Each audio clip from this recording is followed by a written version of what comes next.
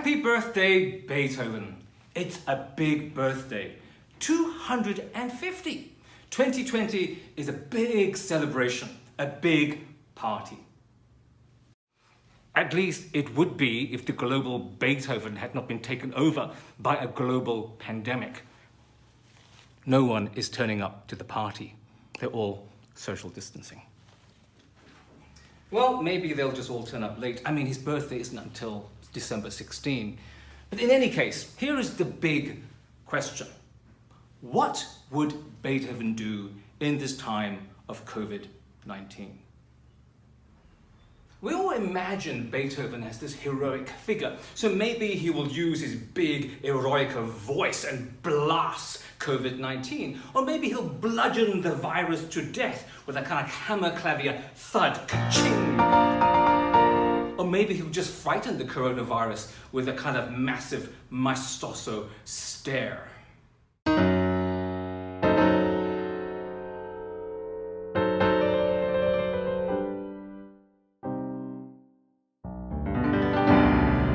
But you would all be wrong.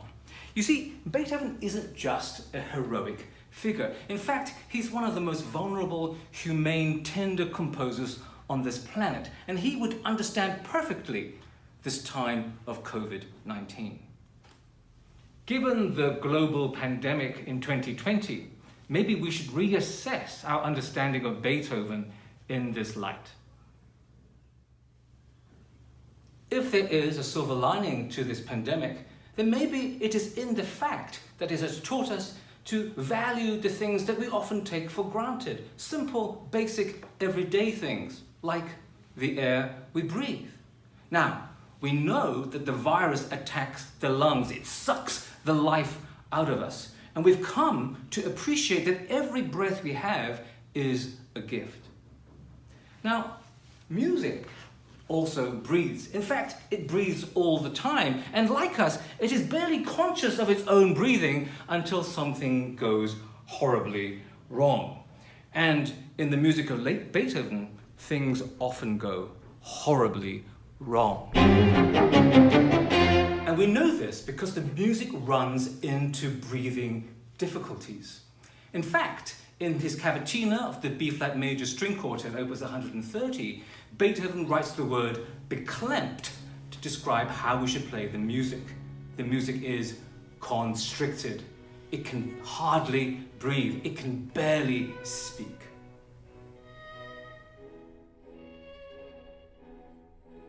The violin can hardly sing. It is rasping, gasping, wheezing.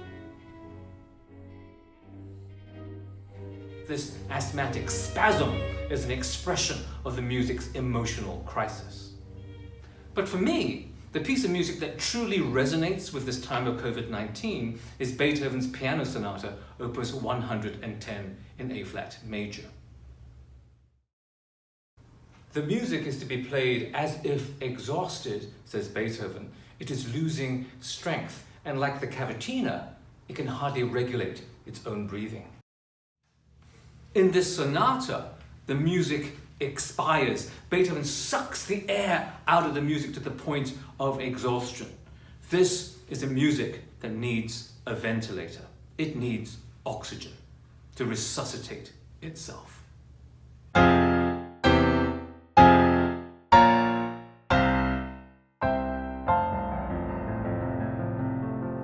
But the breathing difficulties in this sonata is not a medical problem. Beethoven describes this moment as a song of sorrow, an arioso dolente. The sonata is dying of a broken heart. So the breathing issue is as much of an emotional problem as it is a physical one. This sad song, this arioso, appears twice in the last movement. Now, the first time it appears, the respiratory symptoms are not so serious. The music is sobbing, and the breathing becomes arrhythmic. The tears untime and destabilize the words of the song. They fall on the wrong beat as the music gasps for air. But at least the lament is still a coherent song. When the arioso returns later in the movement, it is a ghostly variation on this theme. The lament falls into depression. It literally sinks down a semitone from A flat minor to G minor. And the music is now perforated with little holes, tiny gaps, as if the music was trying to suck in as much air as possible as the oxygen depletes. The respiratory system is obviously failing. This is no longer a coherent lament. But instead, the music is exhausted. It is completely out of breath. It is pleading almost for its life. This is a music that is on the verge of a nervous breakdown, if not on the verge of death itself.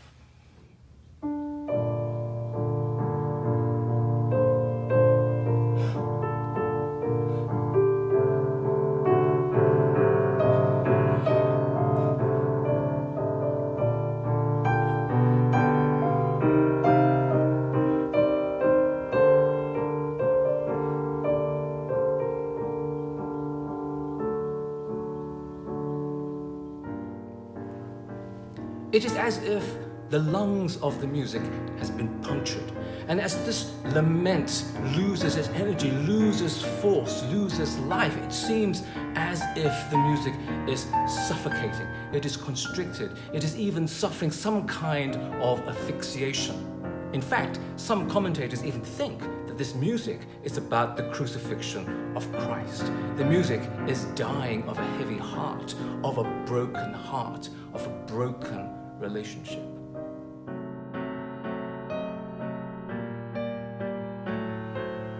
This sonata isn't simply appropriate for this time of COVID-19 because it shares similar symptoms to its victims.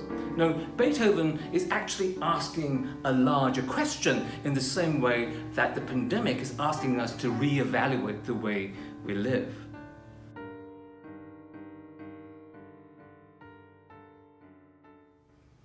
This sonata is about isolation and the need for friendship. And the breathing issues at the heart of this final movement actually reflect a bigger issue about breathing problems in society. The claustrophobia of self-quarantine, the claustrophobia of social distancing, the claustrophobia of suffering and dying alone because we are too contagious for other people to be around us. This is what the sonata is about. It's about broken relationships and the need to breathe new life into them. Now, if you turn back to the first page of this sonata, Beethoven tells you exactly what he means, because he gives you some pretty unusual, if not unique, expression marks here. He writes con amiabilità, with amiability, with friendship. And then in German he writes sanft, gently. So we are to play this sonata with a gentle hospitality. Now, what kind of expression mark is that? What does he mean? How do you play the music in this way? What is Beethoven talking about?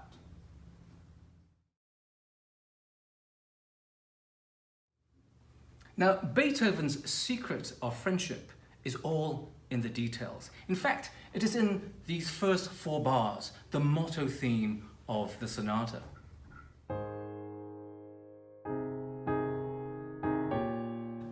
Now notice that there are all these expressive nuances on almost every note of this motto. So you need a certain patience to express each articulation. You need to linger a little in attending to each tiny detail.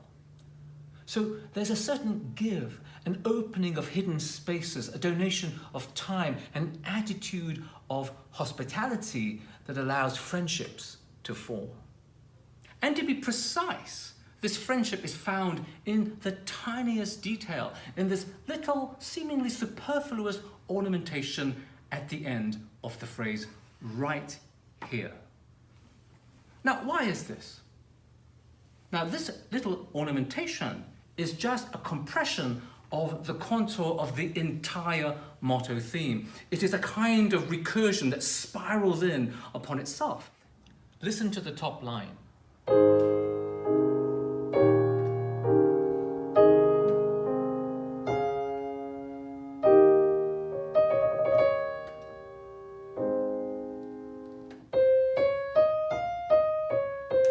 Now this contour is replicated in miniature in the ornament. This tightly packed melodic arc needs to be gently unfurled. And so when you play it, you can't really play it in time. It would just sound a little bit too compressed.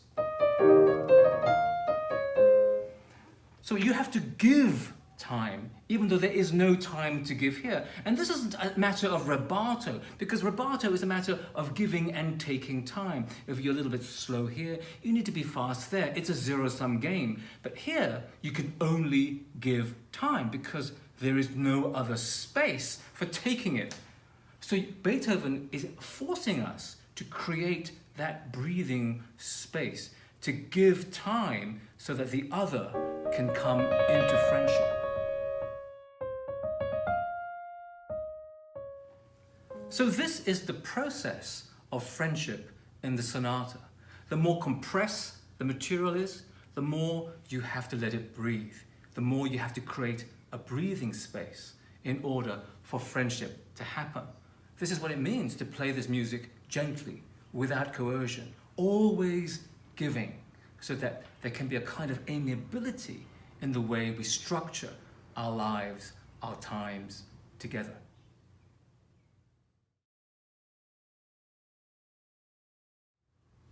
And so the first movement is really structured around expanding this little motto theme at the beginning.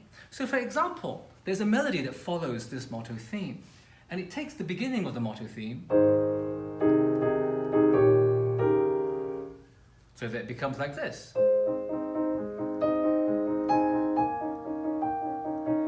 And it also takes the end of the motto theme, like this.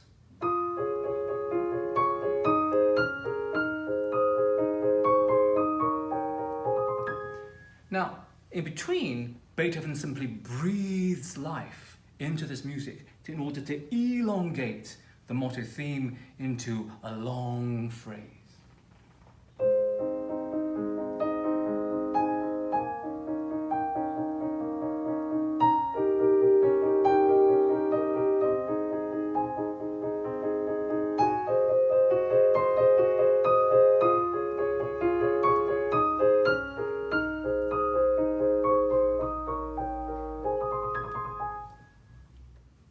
This opening four-bar theme does not only provide all the materials for the first movement, but for the entire sonata.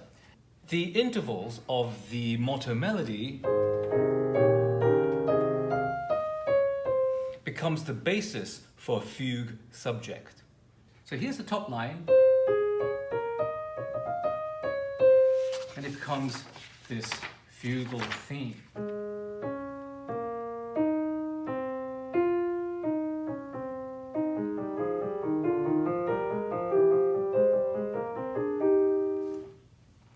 And this theme also gets elongated. It becomes longer and longer. It is also expanding so that it becomes something like this.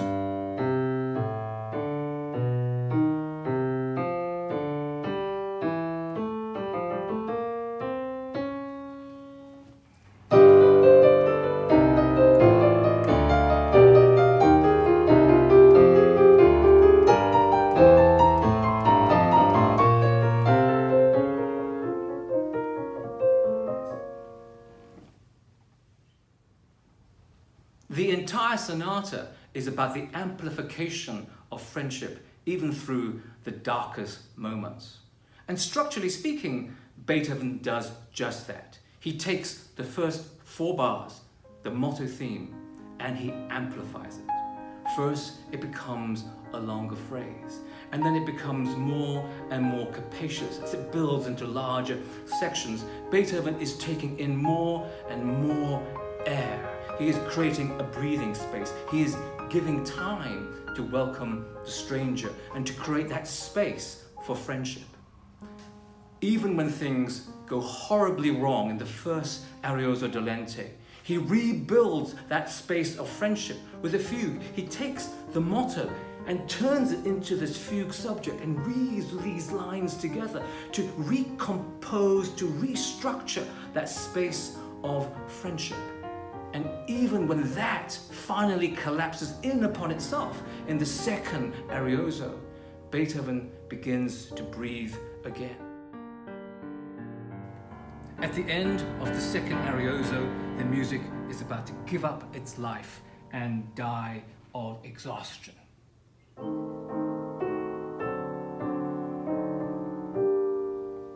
The last rites are here. And surely the death tolls start here. But actually, the music does something completely surprising. Just when you thought the music was about to expire and die, it lands on this extraordinary G major chord on the offbeat. So it is always breathing in. He breathes in and in and in with the most enormous, capacious intake of air you could imagine, and then he breathes out the longest possible phrase, this fugue that becomes an extension of the motto theme, all the way to the final cadence. This is a giving of time, a making of space, a breathing space to welcome everyone into a friendship.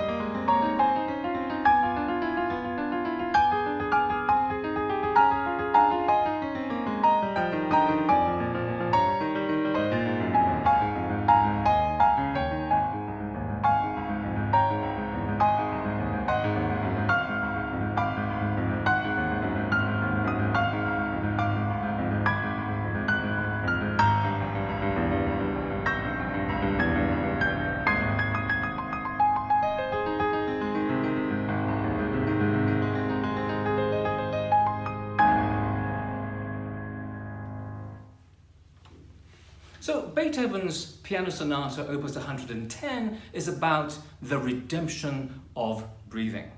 If you don't believe me, Beethoven says it himself in the very last section of the sonata. He says that the music is reviving little by little. The music breathes in new life. So ultimately, despite the suffocating lament, this music is about hope. It is about life after despair. The music keeps on giving and it never gives up. So what is Beethoven teaching us during this time of COVID-19? He's telling us to breathe. He's telling us to be grateful for every breath that we have. And he's telling us to cherish friendship. So forget that heroic, hammer-toting, eyeballing Beethoven for the moment.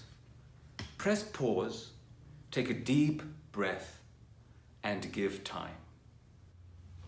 So if we must socially isolate at this time, let's do it con amabilità.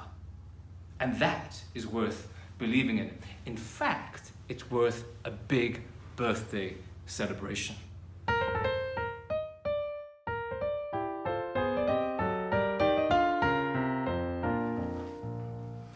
So just when you thought the party is over, we should actually celebrate Beethoven's 250th birthday with a big surprise. You see, COVID-19 has not destroyed the Beethoven celebrations. No, rather it has enhanced them and highlighted a different aspect of Beethoven, a side of Beethoven that we should truly celebrate.